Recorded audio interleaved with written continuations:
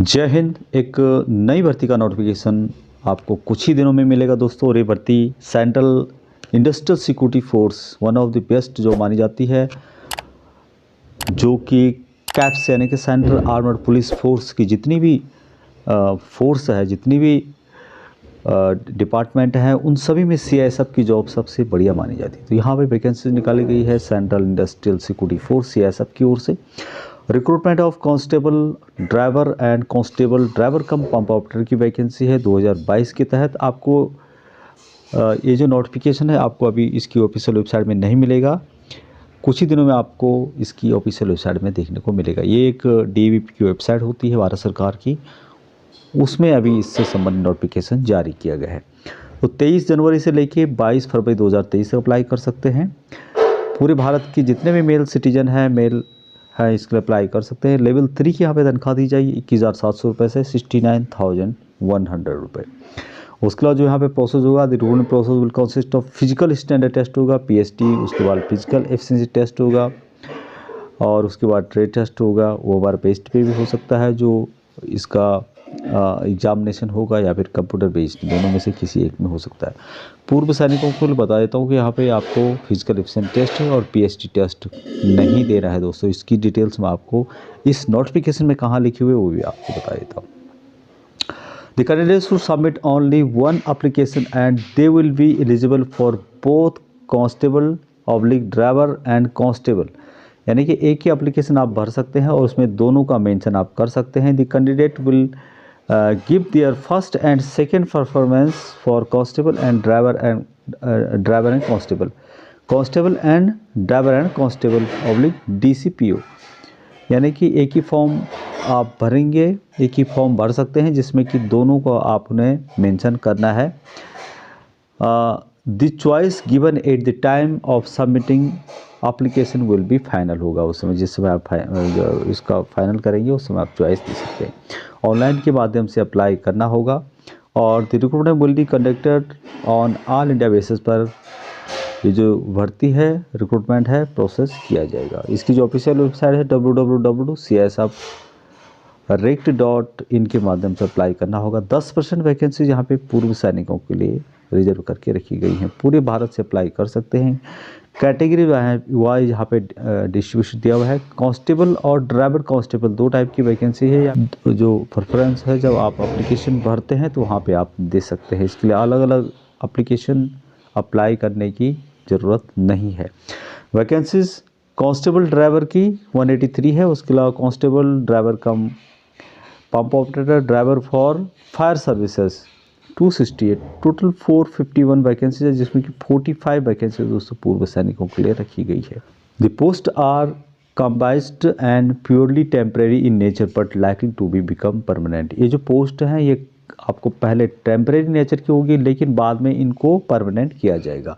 Reservation for ST/SC एक्सेसमैन को सभी को यहाँ पे दिया जाएगा गवर्नमेंट रूल के अनुसार दोस्तों।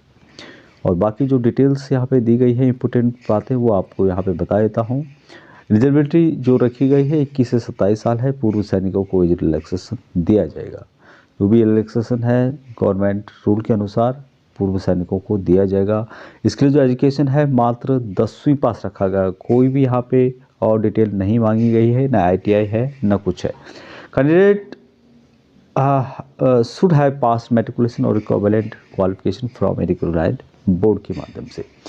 ड्राइविंग लाइसेंस आपके पास होना चाहिए। The candidate should have a valid driving licence in the following type of vehicles: heavy motor vehicle और ट्रांसपोर्ट व्हीकल HMV, उसके अलावा लाइट मोटर व्हीकल और मोटरसाइकिल विद गियर, ये आपके पास होना चाहिए। उसके अलावा जो है 3 year experience of driving heavy motor vehicle और ट्रांसपोर्ट व्हीकल और लाइट मोटर व्हीकल का आपको 3 जो साल है उसका एक्सपीरियंस होना चाहिए। तो पूर्व सैनिकों को जितनी उन्होंने सेना में सर्विस की है उसकी डिटेल्स उनको जो है उसका एक्सपीरियंस होता ही होता है। फिजिकल स्टैंडर्ड यहाँ पे रखा गया है। जनरल के लिए 167 सेंटीमीटर हाइट है और 80 सेंटीमीटर चेस्ट रखा गया है। फुलाना होगा 5 सेंटीमीटर का। उसके अलावा जो रिलैक्सेशन दिया जाएगा यहाँ पे उसकी डिटेल्स दी गई है। ये पूरी रिलैक्सेशन की लिस्ट है। उनके लिए 160 सेंटीमीटर हाइट रखी गई है। 78 सेंटीमीटर चेस्ट रखा गया है और फुला करके 83 होना चाहिए। उसके अलावा कुछ और भी लोग हैं जिसमें कि जो ST से बिलोंग करते हैं, उनके लिए भी हाइट यहाँ पे कम रखी गई है और चेस्ट भी यहाँ पे और कम 76 सेंटीमीटर रखी गई है। यहाँ पे आप लोग देख पा रहे होंगे नोट में लिखा है कि ये some candidate are eligible for total relaxation in physical standard, यानी कि उनकी कोई भी नाप तोल नहीं होगी। हाउएवर हो सकता है कि जो physical standard will be measured and recorded document, जो फिजिकल यदि होता है नॉर्मल उनका, तो उनको जो है सिर्फ रिकॉर्ड में मेंशन करने के लिए होगा, बाकी वहाँ पे कोई मेंशन उनका जो है कोई भी जो फिजिकल स्टैंडर्ड है नाप तोल है वो नहीं होगा।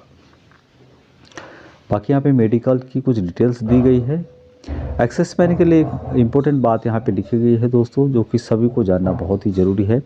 एक्सेस मैन हु आर सिपाही और लांसनायक इन द आर्मी और equivalent rank in the air force और नेवी, यानी कि जो एक्सेस मैन सिपाही लांसनायक जो भी हैं, जो आर्मी एयर फोर्स नेवी में जिन्होंने सर्विस की है, हैविंग वैलिड ड्राइवर लाइसेंस जिनके पास है, as prescribed in para 5.3 are eligible to apply for the post of constable, यानी कि वो कांस्टेबल की जो पोस्ट है ड्राइवर एंड कांस्टेबल DCPO तीनों पोस्टों के लिए अप्लाई करने के लिए वो लोग वो जो है एलिजिबल है।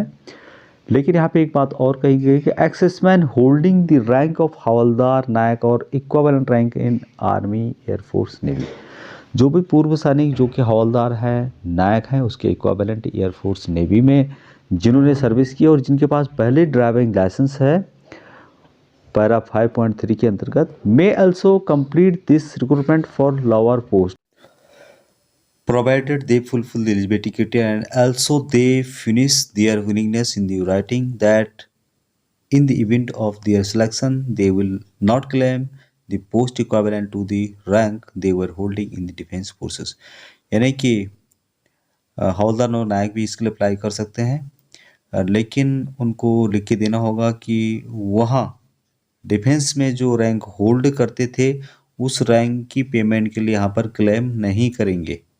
ये रिलैक्सेशन दिया जाएगा पूर्व सैनिकों को जो भी आर्मी में आपने सर्विस की है टोटल एज से घटाने पर, और 3 साल की यहाँ पे छूट दी जाती है जनरल के लिए। उसके अलावा जो रिलैक्सेशन अप टू 5 ईयर दिया जाएगा SC ST कैटेगरी को, और 3 साल का जो है OBC कैटेगरी को। यहाँ पे आप चेक कर सकते हैं।